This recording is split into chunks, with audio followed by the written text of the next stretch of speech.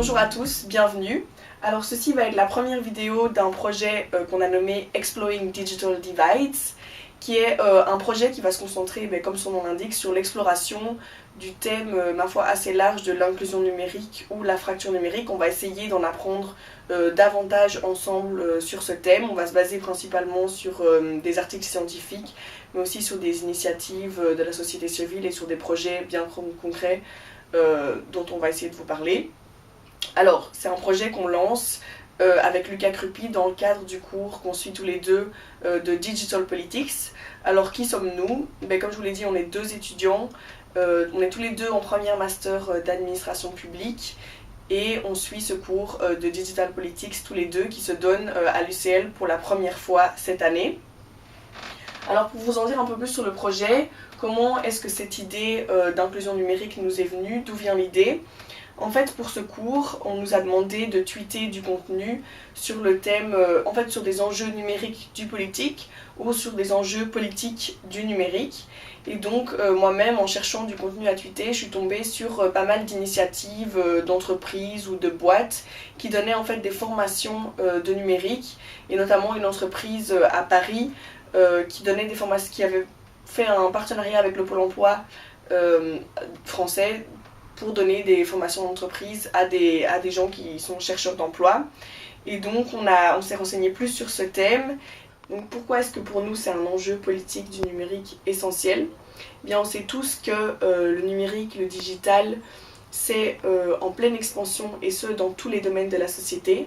Et donc avoir accès à ces ressources, et plus qu'y avoir accès, les maîtriser et optimiser leur usage, ça peut créer des inégalités ou renforcer des inégalités qui existent déjà.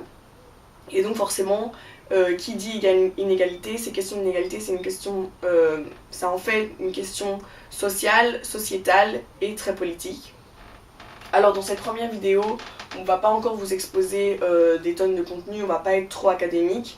On va juste essayer, comme le point 2 l'indique, de vous faire une courte définition de l'inclusion numérique, la fracture numérique, et vous dire aussi ce que ça va comprendre de parler d'inclusion numérique, quels sont les éléments, quels sont les thèmes qu'on va être amenés à aborder ensemble en parlant d'inclusion numérique. Alors, dans cette deuxième partie de vidéo, donc on va commencer par faire une définition de ce que c'est l'inclusion numérique, la fracture numérique.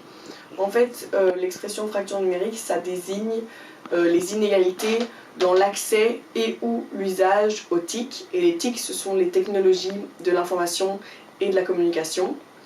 Et donc ça, c'est la fracture numérique. Et l'inclusion numérique, tout simplement, ça désigne le fait de vouloir lutter contre la fracture numérique ou les fractures numériques. Parce qu'effectivement, dans le titre de notre chaîne, Exploring Digital Divides, on a mis ça au pluriel parce que beaucoup d'auteurs défendent l'idée qu'il existe plusieurs fractures numériques, ou en tout cas plusieurs degrés de fracture numérique. Donc voilà pour la courte définition. Maintenant, pour nous, parler d'inclusion numérique, parler de fracture numérique, ça va comprendre le fait de parler de, et voilà, ces différentes choses.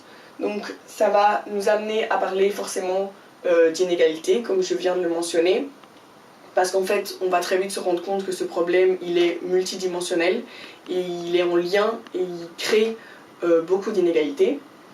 Ensuite, ça va forcément nous amener aussi à parler de publics défavorisés. Donc quels sont les publics défavorisés qui sont concernés par cet enjeu? Donc ça concerne surtout forcément d'abord les demandeurs d'emploi, les migrants, évidemment les personnes âgées, les jeunes en difficulté, les personnes porteuses de handicap. Et de manière générale, beaucoup d'auteurs disent que le problème touche des personnes qui possèdent un capital social plus faible, moins important. Alors, parler d'inclusion ou de fracture numérique, ça va aussi comprendre le fait de parler d'éducation permanente. Donc en anglais, lifelong learning, c'est-à-dire éducation tout au long de la vie. Parce qu'évidemment, beaucoup de ces personnes dont on a parlé dans les publics défavorisés sont déjà adultes, et donc ça va comprendre le fait de suivre des formations en tant qu'adulte. Et évidemment, vous le savez tous, on le voit tous les jours, Le numérique, ça évolue tout le temps, et donc forcément, si on veut optimiser son utilisation du numérique, il faut se former toute sa vie, il faut apprendre tous les jours. Ensuite, ça va aussi comprendre le fait de parler de politique publique. Quel peut être le rôle du politique dans cet enjeu? Est-ce qu'il y a des choses qui sont mises en place au niveau politique? Est-ce qu'il y a des solutions qui sont envisagées à ce niveau-là?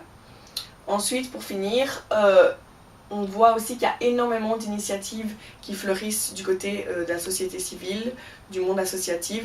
Il y a énormément de personnes qui proposent des formations pour améliorer ses compétences dans le numérique, et on va aussi s'intéresser à ça.